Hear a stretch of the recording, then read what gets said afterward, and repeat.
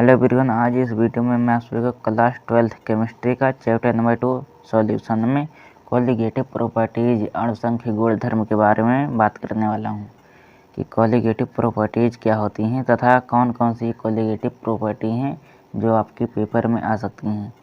तो चलिए बिना देरी के हुए इस वीडियो को हम यहाँ पर शुरू करते हैं।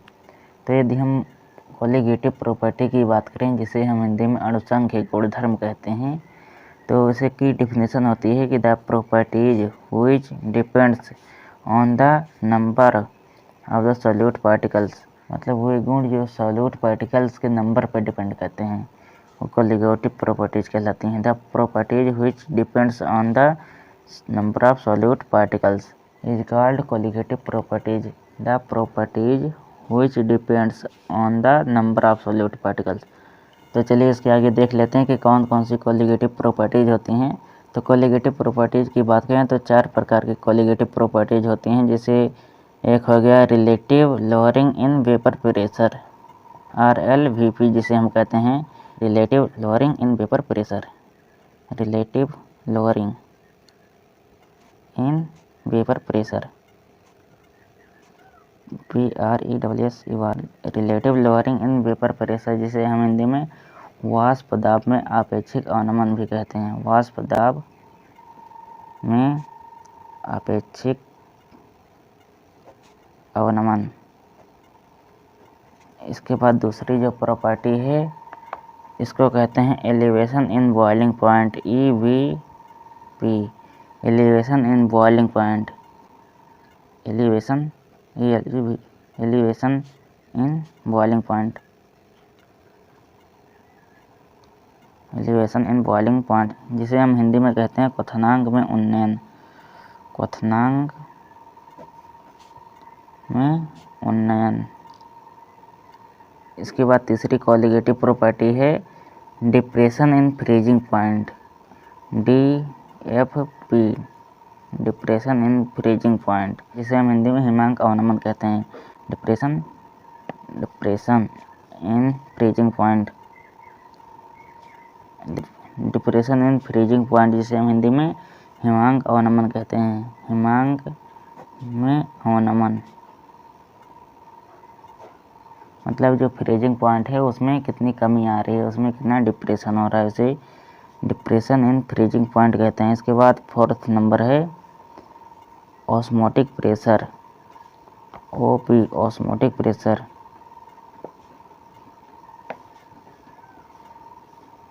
ऑस्मोटिक प्रेशर, जिसे हम हिंदी में परासरण दाब कहते हैं।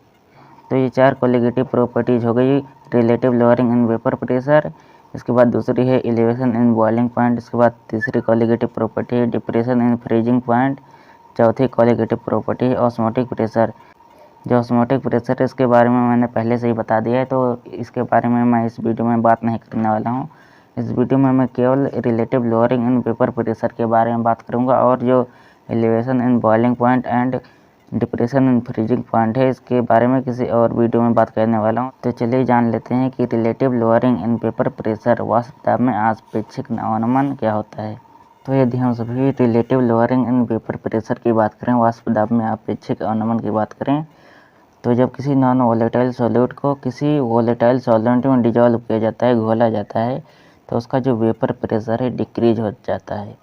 मतलब जब किसी अवाष्पशील सॉल्यूट को विलेय को किसी वाष्पशील विलायक में घोला जाता है तो उसका जो वेपर प्रेशर है, वाष्प दाब है, वो कम हो जाता है। उसी को वाष्प दाब में अपेक्षिक अवनमन कहते हैं।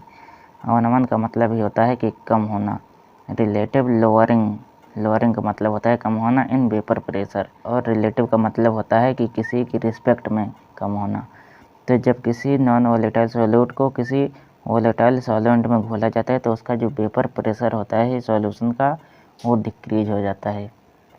तो सबसे पहले मान लीजिए कि यहाँ पर मैंने एक कंटेनर ले लिया है। इस कंटेनर में सॉल्यूट और सॉल्वेंट भरा हुआ है। ये जो कंटेनर है इसमें सॉल्यूट तथा सॉल्वेंट दोनों भरा हुआ है। इसमें जो सॉल्यूट है ये नॉन वोलेटाइल है। सॉल्यूट को मैं B से रिप्रेजेंट कर रहा हूँ। तो जो सॉल्यूट है नॉन वोलेटाइल है, नॉन वोलेटाइल, और जो सॉल्वेंट A है ये वोलेटाइल है। जैसा कि आप सभी जानते ही होंगे कि जो वोलेटाइल्स होते हैं उन्हीं की वेपर्स बनती हैं, जो नॉन वोलेटाइल होते हैं उनकी वेपर्स नहीं बनती।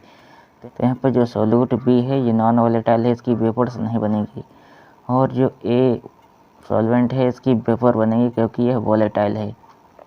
तो जब केवल ए की वेपर्स बनेंगी यहाँ पर, तो इसका वेपर प्रेशर कम नहीं होगा, क्योंकि जो सरफेस है वाटर की सरफेस, सॉल्यूशन की सरफेस, इस पर ए और बी दोनों प्रेजेंट हैं। और यहाँ पर जो वेपर्स बन रही हैं केवल ए की वेपर्स बन रही हैं, तो जो ए की वेपर्स होंगी इस पर कम प्रेशर लगाएंगी। अगर वहीं जो बी है ये भी वोलेटाइल होता तो बी की वेपर्स भी बनती, तो ए और बी की वेपर्स दोनों मिलकर अधिक प्रेशर लगाती। लेकिन यहाँ पर भी नॉन वोलेटाइल दिया गया है तो केवल ए की वेपर्स बनेंगी, और जो ए की वेपर्स हैं ये सॉल्यूशन की सरफेस पर कम प्रेशर लगाएंगी, तो इसका जो वेपर प्रेशर है डिक्रीज हो जाएगा। मतलब जब केवल एक घटक की वेपर बन रही हैं तो उसका वेपर प्रेशर भी कम होगा ना। अगर दोनों घटकों की वेपर बनती तो उसका वेपर प्रेशर अधिक होता। यहाँ पर वेपर कम है तो वेपर प्रेशर का मान भी कम होगा। तो चलिए इसका मैथमेटिकल फार्मूला भी हम सभी यहाँ पर निकाल लेते हैं कि इसका मैथमेटिकल फार्मूला क्या होता है, जिसके जरिए हम न्यूमेरिकल्स को भी आसानी से सॉल्व कर सकते हैं। तो यदि बी नॉन वोलेटाइल है तो बी का जो वेपर प्रेशर का मान होगा 0 होगा, और ए वोलेटाइल है तो ए का जो वेपर प्रेशर का मान होगा ये सॉल्यूशन के वेपर प्रेशर के मान के बराबर होगा। यदि यहाँ पर बी नॉन वोलेटाइल नहीं होता तो यहाँ पर जो सॉल्यूशन का टोटल वेपर प्रेशर है ये vapour pressure of A plus vapour pressure of B होता। सॉल्यूशन का टोटल वेपर प्रेशर जो है vapour pressure of A plus vapour pressure of B होता है। लेकिन यहाँ पर जो बी है नॉन वोलेटाइल है इसलिए वेपर प्रेशर ऑफ बी 0 हो जाएगा। तो जो टोटल वेपर प्रेशर है सॉल्यूशन का पीटी या पीएस ये वेपर प्रेशर ऑफ ए के बराबर हो जाएगा। तो यहाँ पर total vapour pressure of the solution PT या पीएस, तो यहाँ पर मैं पीएस लिख ले रहा हूँ। जो टोटल वेपर प्रेशर है ये वेपर प्रेशर ऑफ ए के बराबर हो जाएगा। तो जो टोटल वेपर प्रेशर पीएस है तो यहाँ पर यदि हम इसको लिखें तो पी नॉट ए एक्स ए भी लिख सकते हैं। अब यहाँ पर एक जगह पर पी नॉट ए एक्स ए की जगह पर 1 माइनस एक्स बी भी लिख सकते हैं, क्योंकि जो एक्स ए प्लस एक्स बी की वैल्यू होती है 1 होती है। तो यहाँ पर एक्स ए की जगह पर इधर एक्स बी को इधर ट्रांसफ़र करेंगे तो 1 माइनस एक्स भी लिख सकते हैं। तो यहाँ पर पी एस जो हो जाएगा P S equal to P naught A minus P naught A X B. अब यहाँ से एक्स बी की वैल्यू फाइंड कर लेते हैं। एक्स बी इक्वल टू हो जाएगा P naught A minus P S upon P naught A. इसी को relative lowering in vapour pressure कहते हैं, वाष्प दाब में अपेक्षिक अवनमन। क्योंकि यहाँ पर पी नॉट ए के रिस्पेक्ट में अवनमन निकाला गया है, लोअरिंग निकाली गई है, तो इसी को relative lowering in vapour pressure कहते हैं। यहाँ पर जो P naught A minus P S है इसको लोअरिंग कहते हैं, और P naught A minus P S whole upon P naught A जो पूरा दिया गया है इसको relative lowering in vapour pressure कहते हैं। मतलब इसको हम क्या कह सकते हैं कि जो relative lowering in vapour pressure है ये सॉल्यूट के मोल फ्रैक्शन के बराबर होती है। जो यहाँ पर बी दिया गया है इसको मैंने नॉन वोलेटाइल सॉल्यूट माना था, तो जो relative lowering in vapour pressure है सॉल्यूट के मोल फ्रैक्शन के बराबर होती है। यहाँ से ये सूत्र निकल के आया। तो यदि सॉल्यूट का मोल फ्रैक्शन निकालना हो तो सॉल्यूट का मोल फ्रैक्शन कैसे निकाला जाता है? विलेय की मोलों की